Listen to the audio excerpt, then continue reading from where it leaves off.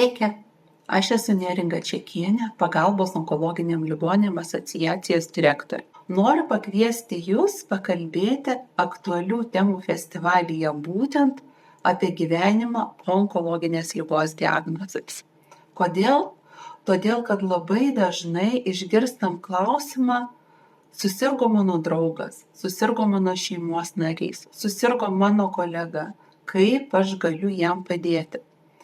Ir paprastai atsakom, visų pirma, žmogui reikia ne gailesčio, o palaikymo.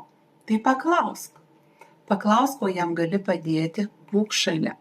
Tačiau tai trumpas atsakymas, apie tai galima diskutuoti tikrai ne 10 minučių. Ir būtent apie tai kviečiame ateiti į mūsų diskusijų temą ir išgirsti įžvalgas iš skirtingų žmonių, iš gydytojų, psichologų, kitų pacientų.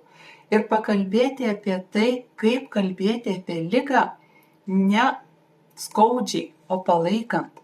Kaip žmogų išgirdusi onkologinės ligos diagnozę palaikyti taip, kad jisai jaustųsi neatstumtas, o palaikomas. Tai, kad jis jums rūpi. Ateikit, lauksim Jūsų.